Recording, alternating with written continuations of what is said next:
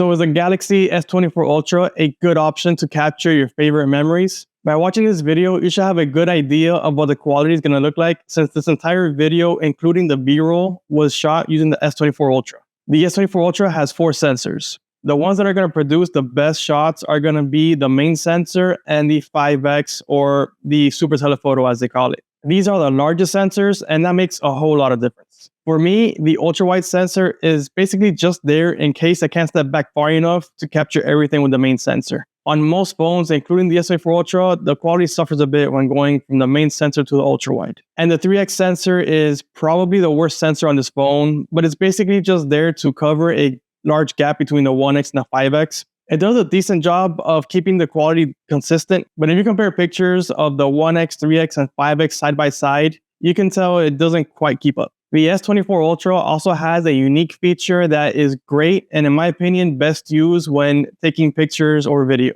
and that is the built-in S Pen. There are a couple of reasons why the camera controls with the S Pen are super useful. One is when trying to take a group picture or a picture of yourself, and you want to use the rear main camera.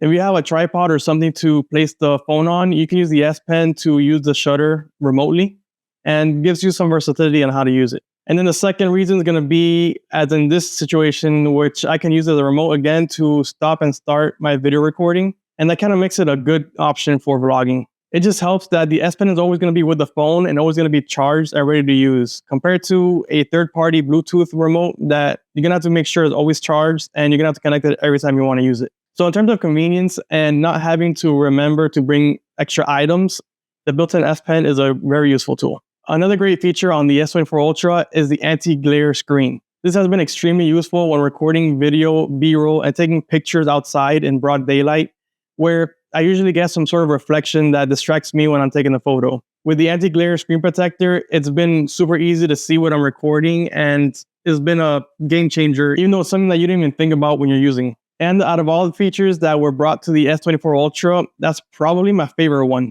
The first camera modes that I'm going to cover are the default video and photo modes. These are the most useful and user-friendly of all the camera modes, mainly because you just open the app and start using it, and it's going to bring in the different features of the other modes as needed. For example, if it notices that you're taking a picture of food, it's going to bring in the features from the food mode. And if you're taking a picture at night, it's going to bring in the night mode settings. You basically just open the camera app, go to photo or video, and start capturing whatever you want to capture, and it's going to come out pretty good. The limitation here is going to be that you don't have as much control over the settings of the video or picture. So for anyone that either knows a little bit about photography or wants to learn about photography, this is going to limit you a little bit. You're also limited to JPEG, which in terms of editing a photo after the fact is not going to be as good as RAW. But Samsung has a good solution for that, and those are the Pro modes. With these 2 modes, you can change the settings for the videos or pictures you're trying to take. Both modes have mostly the same options, except for the video mode has 2 extra options for mic and for zoom. And those are limited to video because they're specific to the video format. You also have the option of changing the settings like highlights, contrast, tint, and a few others, which would normally have to be done afterward. Unfortunately, for video, that's limited to Full HD or less. 4K and 8K didn't have those options. I also like that with the Pro mode, which is for photos, you can choose to save a RAW and a JPEG file. It does take extra space since RAW files are a lot larger, but if you don't want the RAW file of that particular photo, you can go into the gallery and delete it. But it's better to have it and not need it than need it and not have it. The results of these modes will vary depending on your settings, but if you leave everything automatic, it's going to perform very similarly to the regular photo and video modes. But you also have the ability to change the settings and get a more artistic shot than you normally would. One thing that the previous modes cannot imitate is the portrait effect. So portrait and portrait video modes have to be used in order to get this effect into your photo or video. And Samsung probably has the best portrait effects you can get on any Android phone. I say probably because portrait photos are fairly competitive, but portrait video doesn't really have much of a competition against Samsung.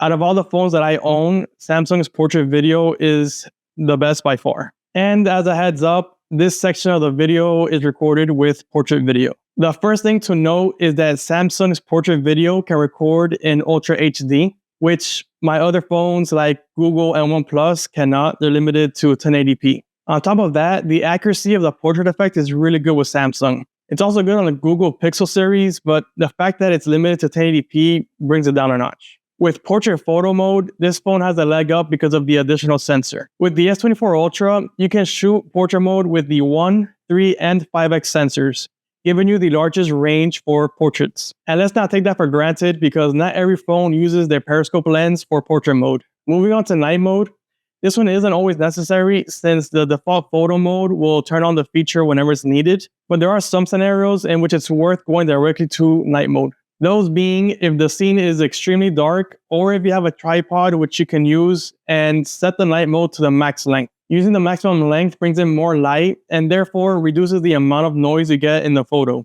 And with this, the S24 Ultra takes some great high quality pictures. Another unique setting for the Ultra is recording in 4K 120 frames per second. There are two ways to do this. One is the slow motion mode and the other is Pro Video. The Pro Video option is best for slowing down in post, while the slow motion lets you visually slow it down without having to do any extra processing. This setting was likely only limited to the Ultra model, to not just to buying it over the Plus model, but either way, it's an Ultra exclusive. And the last mode I'm going to talk about is the Expert RAW mode. This one is technically an add-on to the camera app, but it's easily done and it's basically already there. You just have to download it. So with Expert RAW, you get some additional settings that give you other options. For example, the ND filter is one of them, which you can raise the ND filter so when you're in bright scenes, it kind of dims it down artificially, I guess. And you can take longer exposure shots without overexposing. Another setting that you get with Expert RAW is